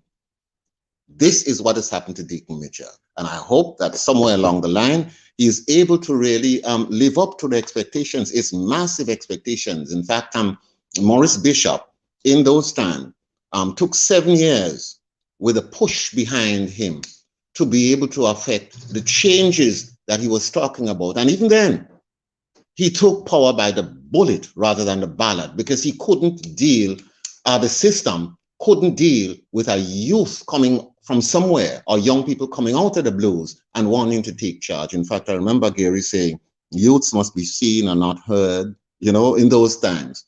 And it is a phenomena which happens once ever so often, that Grenadians are, you had, you know, consecutive management of the country, of the state, of the state, by just one group, one political grouping. And Grenadians want change. They are a little bit disillusioned. They were disillusioned over NDC, because don't forget, if we look at the elections which passed, although they lost 15 seats, 40% of the vote went to the NDC. So which means a large amount of people wanted change. And with the ensuing term of office by the NNP, I think they recognize that, listen, they've got to make the change. And they were wishing and wishing and hoping. And then boom, on the skylight came Deacon Mitchell. So everyone gravitated to him. Now here's a major problem of really, I suspect and I hope that the youth endeavor doesn't mean elimination out, because remember, again, history guides me. Remember your mother used to tell you, you know, Helen, don't throw the baby with the bathwater. Remember that? And I think this complete and clean sweep might rob Deacon of valuable experience, which he needs to have at this time. So I hope maybe by my saying this, realization is in fact has come, and a lot of Grenadians rally around him and give him the help he needs, because clearly he is not even, he wasn't even in the political arena, not to say that he had any experience before. So this is brand new for him, but succeed. I mean, let's face it, Maurice Bishop and others succeeded, didn't they? Well, he did succeed to an extent. He's not here with us today. So I think there is also a cautionary tale there. No, there is a cautionary tale there. Yeah. I didn't want to mention it, but remember, again, I just said, don't throw the baby with the bathwater. When you allow youths to completely overrun that area which you're supposed to, as a senior person, have some sort of influence in, then chaos reigns. We remember what happened in 1983. We can't go there again. And that is the debate. Yes, that is the debate here. The thesis, at least the narrative, that yes, Deacon, he brings that youth with him, and he might be able to attract the youth vote. But in the process of doing that, are we also, as you said, that proverbial bathwater? Are we just going to, get rid of the senior people in the society as part of the process of governance? So now, in terms of the work that he has to do now, Dr. Mitchell did indicate that this will be his last election cycle. He also said that before, so I think the jury is still out on that. But in terms of dislodging Dr. Mitchell from the power structure in Grenada, Deacon Mitchell and the NDC would have some heavy lifting to do, would they not? Massive heavy lifting. In fact, again, he came at a time when we are politically tired of, in fact, one group, managing. This is the feedback I get. And not only that, when Dr. Mitchell goes on screen, amazing. And this is a point which in fact needs to be put forward. Dr. Mitchell gave one of his best national addresses that we've ever seen. And a recent one. And you know what everybody said? Hey, I thought he coming to talk something. Because they all expected him to attack Grenadians and attack individuals and attack. He didn't. I don't know if he had a eureka moment, but suddenly he went on screen, and for 20 minutes, try to encourage Grenadians to rally around themselves and their families and deal with all the protocols required for 2019. He was a statesman. First time I saw that in my life, and I said, what the hell going down here? But something happening. That change, I suspect, has come because Dr. Mitchell, I suspect, like me, we had the same sort of background, family background. His mom is a serious influence on him, and he would have imbibed the history of Grenada. And he understood clearly that if he doesn't change, change will change. First issues that Deacon has to deal with. How does he manipulate, in fact, the information flow to be able to reach the rank and file? Broken down, he has 10,000 votes in which he has to deal with. The youth themselves. The youth are disillusioned. They are not organized. They're organized along political lines only and not along developmental lines for themselves. How does the NDC under Deacon's management change that and get them to vote? First and foremost, don't forget, 10,000 votes made the difference between 15-0. Between the NNP and NDC last time. So the margins are, although a lot of people saying, all men gone, the problem is there's a lot of credibility and a lot of voters who voted for the NDC. There's a base. And as such, that base must now rise up and help this individual. If they don't, they're duck. One of the major things I suspect that has to happen, he has to yet come out with he has to think out of the box. This new NDC has to think out of the box. They've got to come with something brand new. And in fact, it's handed to us just in Barbados. One of the major problems which we have in Grenada is the interpretation of the, Constitution. Now, I would think that one of the things that the NDC would have to say, listen, we're going to change the Constitution so it relates to us as people, not to the Queen and not to other persons. We've got to change. They've got to come with something radical. Well, except Paul, Grenada had a referendum in which proposals were advanced to make some, I would say, cosmetic changes to the Constitution, but, Grenadians rejected those. So as Cassandra Mitchell said in a previous comment here, I think we lost it in the field of comments, but she's making the point that, look, Grenadians had the opportunity to make those changes, but they didn't. So how then do you reinvent the wheel where that is concerned? That is political hoopla. What the referendum did was ask us to vote on 7 bills, determined by the leadership of the country at that time, the NNP and Dr. Keith Mitchell.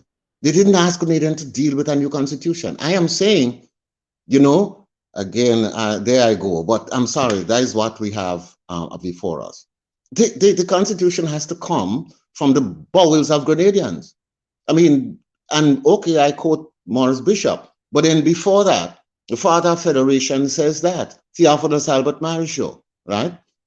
And he definitely said parliamentary devices and legislative enactments about poor substitute for mass spiritual effort. No, he said that how many years ago?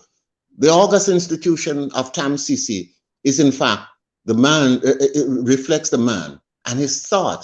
And like I said, I'm a student of history. Theophilus Albert Marischal said exactly what Morris Bishop said many years ago. So really, that has to be taken on board in order for any changes. So what happened there was political manipulation by the political leadership of that time to push Grenadians into a thought pattern of, 7 bills would be tantamount to changing no. First and foremost, we want to be us. Like, in fact, if you listen to the lady herself in Barbados, she says, hey, we have to be responsible for one another in this new republic. You have to look out for me. I have to look out for you. Our responsibility is to each other, not to the Queen in England, not to some organization, but to each other as a nation. So we are a republic. That is what Grenadians rejected. Rejected the cosmetology, political cosmetology, so to speak. And so I'm saying the Constitution has to be dealt with from scratch. Our rights has to be reflected, the rights we we are as a Caribbean nation, not as a first world country. And until we reach there, I think we could be having cosmetics again done to our constitution. I mean, there's the argument by the lawyers, oh, that's all we have. That's the best we have and best there is. No, you have to think out of the box. Create something that says Grenada is Grenadians. In fact, Theophilus Maris, who said that. Grenada must be for Grenadians and must be by for Grenadians.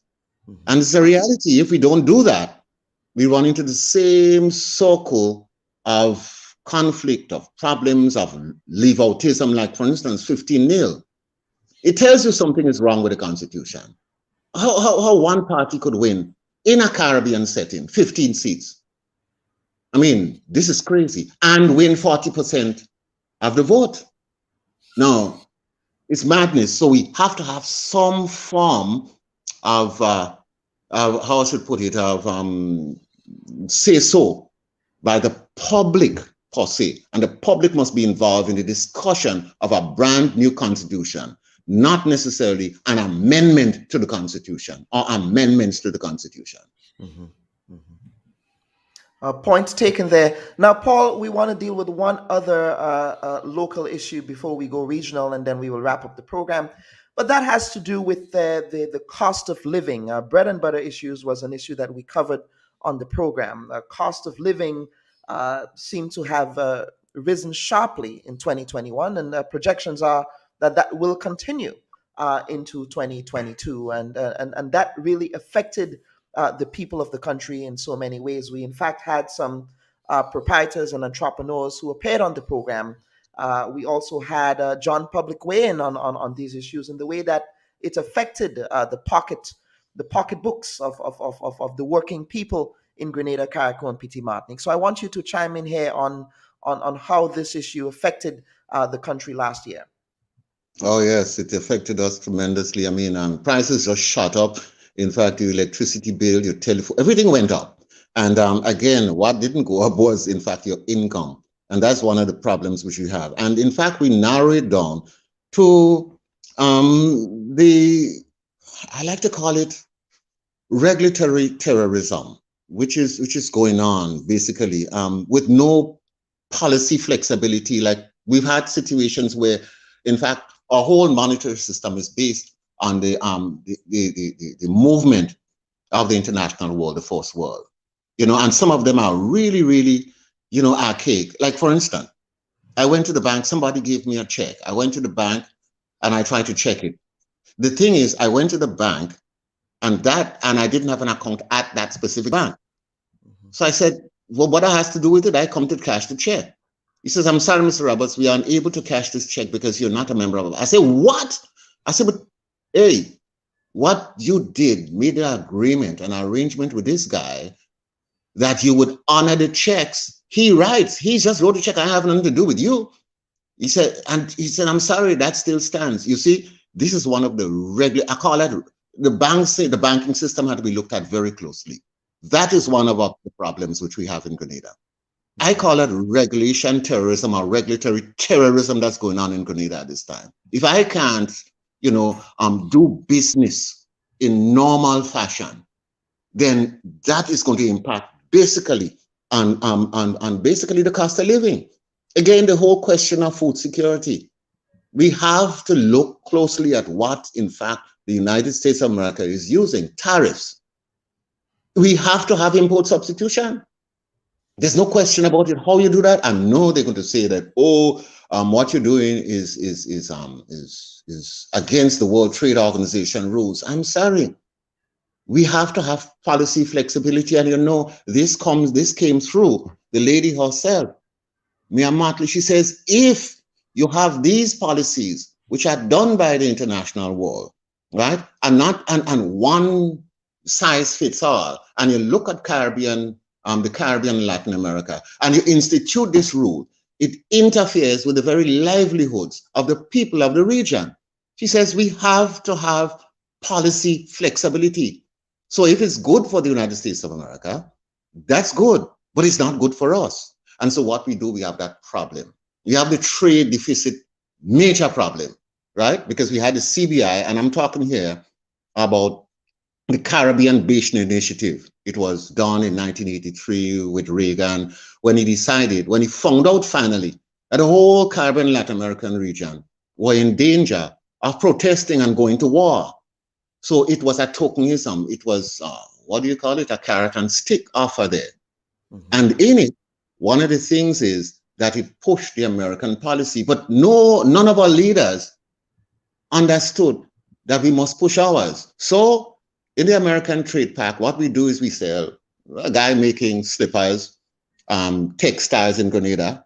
He would have problems, sending it, exporting it. He would be getting full-fledged pricing because he's competing. And in fact, the US, which is our main area of export at this point in time, will decide, listen, I'm not taking that, I'm taking that. It gives them the power of doing that. Once that continues, we do have a problem. And that is why Mia Motley says we have to look closely at import substitution in the Caribbean. And this goes for America, and this goes for Grenada too. And we have to avoid this regulatory terrorism, which they're using to reining their own people, but it's really having negative impact and negative effect on us. And again, leadership can simply change that and change the whole cost of living problem. In fact, COVID-19 helps us to do it. We have to eat differently. We have to understand that the macaroni, which is coming from so many sources, we deal with import substitution on that, and we deal with cassava. We had to be able to think, or we make our own. Hell, we found out that it happened. It can happen in just a short 5-year stint. So what's what our leaders need to think out of the box? Yeah, and then we have a comment here. Brian Grimes is asking about the demand by SGU for mandatory vaccinations. Your thoughts? Well, that I noticed. Let me answer the question this way. I noticed that Dr. Mitchell learned his lesson. He tried very early to stop the jab, and he understood, year before, that he couldn't stop the jab. So he coined the theory. Again, like I said, realization, he's a shrewd politician. He understands, and he says it right. He said, well, I can't put everybody in jail. He says it outright. I can't put everybody in jail. And if, in fact, in any case, Dr. Mitchell said, I believe, or I don't believe in mandating vaccination. However, I have no say over individuals doing it for themselves. But you notice what he does.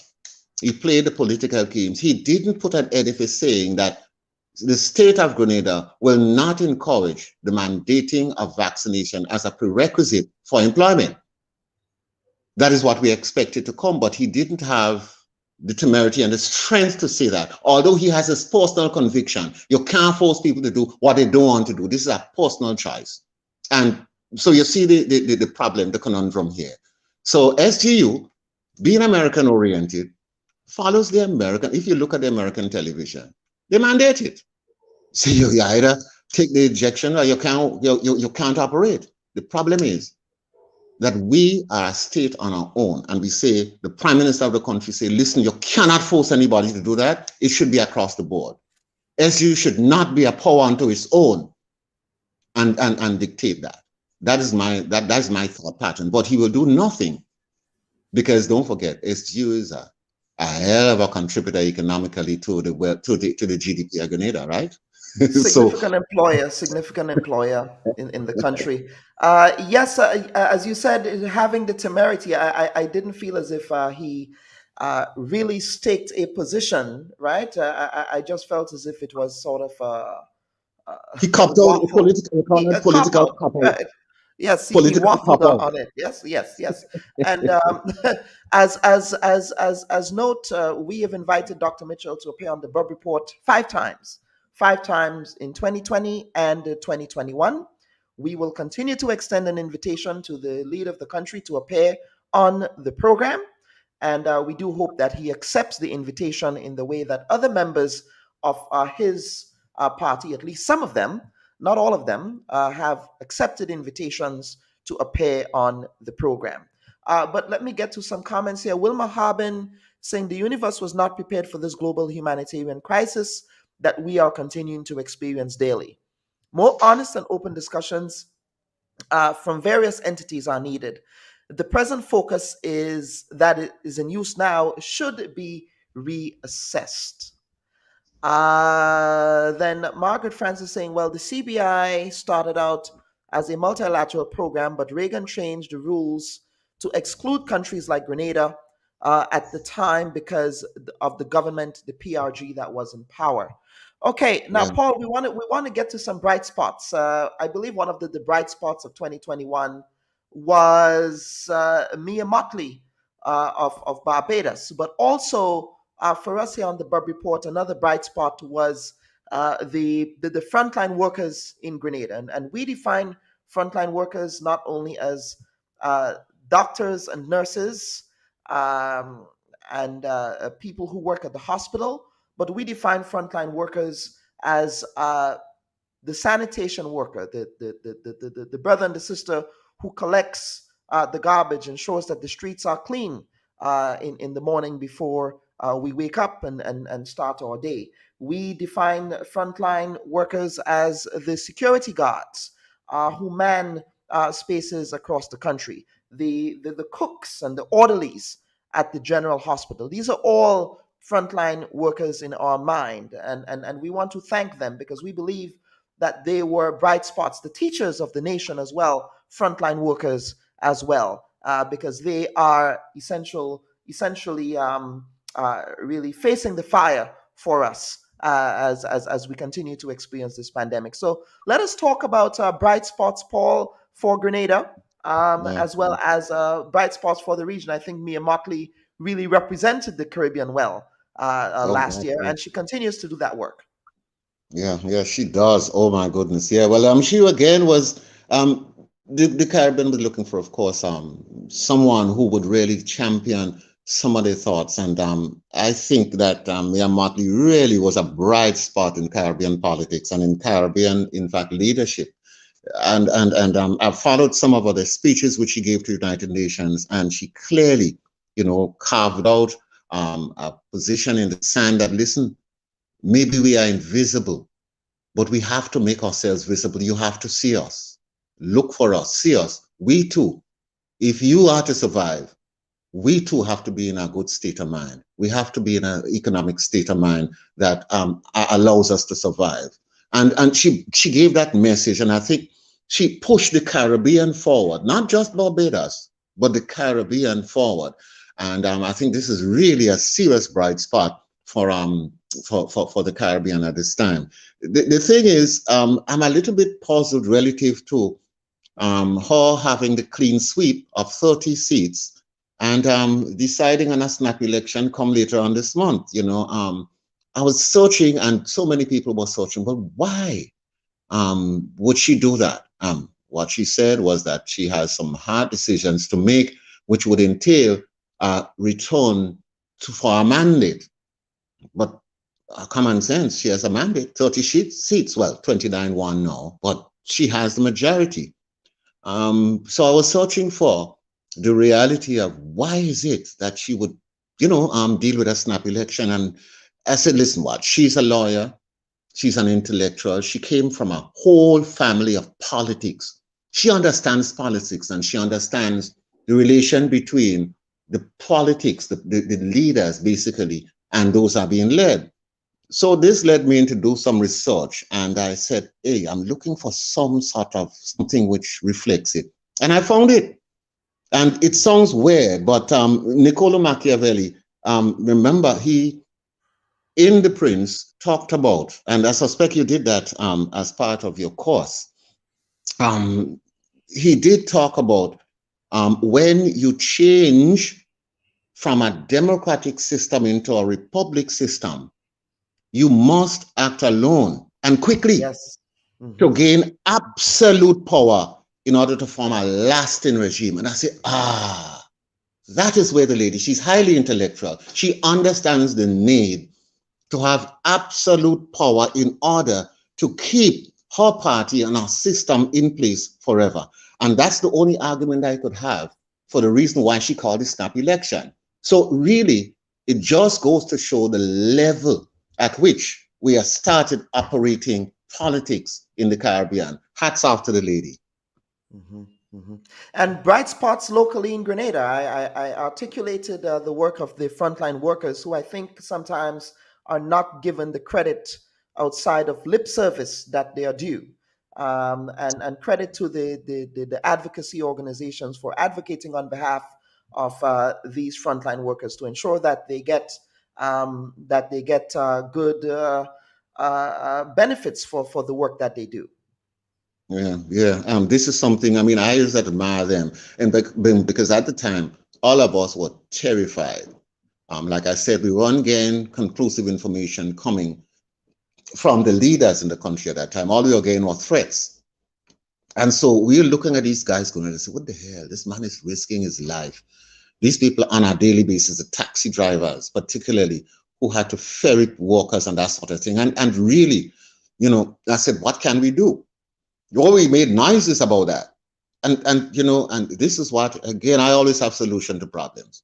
And I think that somewhere along the line, we have 2 national awards, right, in our system. We've been not using the national awards as opposed to these awards, these external awards. We've been really, scattering them about. And I think very many of our frontline workers and those people who contribute in them, these should be given. We have 2 awards: the Spice Isle Award, which is given for services beyond, normalcy, and the Medal of Honor. I think, in fact, the awards committee should really convene and identify these people and really let them have something. Even though it's an award, we know, sorry, I'm going to use a phrase, what is it again? The fiscal space does not allow us to give them monetary value. But at least you have the Order of Grenada Gold Award for Excellence, the Spice Award, the Medal of Honor. Come on. These are the people who should be getting these awards pronto. And I'm calling out personally to the awards committee to meet again. Maybe the thought is there, and maybe in the celebration of independence, we might just have them being recognized. But there's a thought pattern. They made so much of a massive contribution. Absolutely, and their contributions, as I said, I can't stop saying it. I think sometimes, and we have to blame colonialism for this, but there tends to be a lot of respectability politics in Grenadian society, in the sense that if you do not have a university degree, if you did not finish high school, for example, if you only got a school leaving certificate, and you are working on the street as a sanitation worker, or you work in the supermarket, or you work as an orderly or as a cook in the hospital, there is a tendency to look down on these folks. And that is something that I'm very passionate about. These are the people that help to keep the lights on in the country. Yeah. They really do. And the problem is here, Kellan, is that it starts with the fundamental realization of who do you bear allegiance to? Do I need to say, because you handle it so well. If you don't bear allegiance to your people and recognize the things that your people do, then you will sideline them when the time comes. And this is the reality in Grenada. I mean, you did it in a dissertation I read that we have to do away, if not do away, but add the Grenadian awards. Grenada must be for Grenadians. Correct. And not an unelected white woman in England. And I would not apologize for that statement I made. I take exception to awards given in the name of empire. Empire is a weighted and very loaded terminology for us as people who are scattered in the Black African Atlantic. But I digress. Paul, I would give you an opportunity for some closing comments. Well, nothing much to say except that 2022. I'm sorry, I'm not too very positive about 2022 because of the Omicron virus, and not only that. We are, at this point in time as I speak, under a state of emergency. A lot of people didn't recognize that the state of emergency has not been lifted. The leaders have not seen it fit, although they opened the ports open all other areas, businesses, everything is literally back to order. But we under, right, a state of emergency. That gives me a lot of fear, because I don't know why it is kept. There's no logical reason why it's supposed to be, why it is here still. And so I'm hoping that this is not an ill omen. And I'm hoping also for 2022, like the new group NDC, the new look NDC, would be able to make an inroad. Right now, I think that 100 days are gone. So we need to see action. We need to see something which puts fire under the new National Party for them to deliver, because they are laissez-faire with 15 seats. And honestly, it doesn't look good for 2022. The only bright hope is that if, like you say, you look at your tea leaves, well, a lot of people shake their boli and they see elections looming. And that may be the only bright spot for 2022 at this time. Paul Roberts, it's such a pleasure having you. I don't think people understand how excited I am to have you, Paul. A fun fact about me, and that will be talked about in my memoirs, and that is the fact that I did not have a television growing up. I only started watching television when I was a teenager, at maybe about 12 or 13 years old, when I had access to a television. But I grew up listening to radio, and you're one of the people that I grew up listening to. Yourself, Lou Smith, George Grant, Michael Pascal with the jazz program. These are the people that I listen to, because my grandaunt and Pomeroys made sure that I listened to those programs on Sunday morning, whether it was Sunday morning or Sunday evening. And you are one of those people who played a very important part in my intellectual formation. So I'm giving you your flowers while you're here, and to say thank you for encouraging me to get into media. And I mean that with all sincerity and seriousness.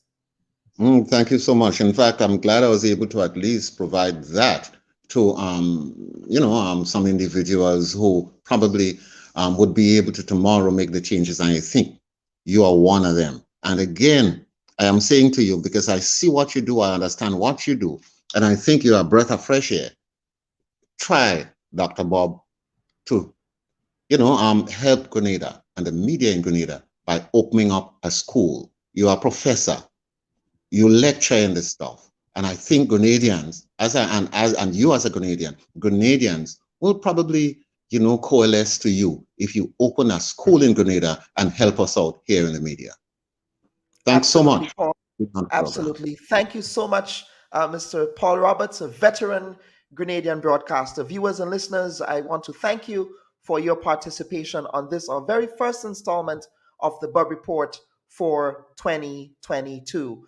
We will be bringing in, again, as I said, balanced, informed, well-researched, and proper journalistic content for you on this our air. So I want to thank you again for your listenership and viewership. Please make sure that you're sharing the program as far and wide as possible. For those of you who are watching the program for the first time, we are streamed every Sunday between 11 to 12:30, depending on the intensity of the topic. We sometimes extend the program to 2 hours. So make this a time for you to have an opportunity to take in some very valuable journalistic content on the issues that matter to the Grenadian public. And we thank you for watching today's program. And now we would end the program with our outro for the week. Have a great week, and we will see you next week for another installment of the Bubb Report. I'm your host, Dr. Kellen Bubb. Thanks for watching.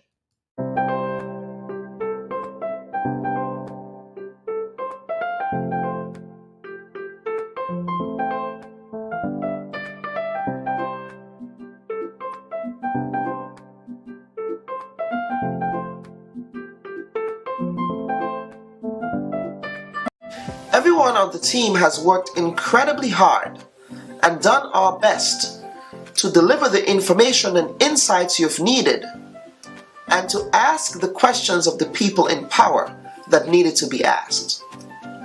All we can promise is to continue to do our best as a viable alternative to the quality of journalism offered to the Grenadian public from mainstream sources. There will be moments when we may not get it right, and on those occasions, we will learn from the mistakes and become better for them. Thank you to all of you for supporting what we do. We appreciate it very much. Have a happy, safe, and healthy New Year. I'm Dr. Kellen Bubb. Thank you for watching.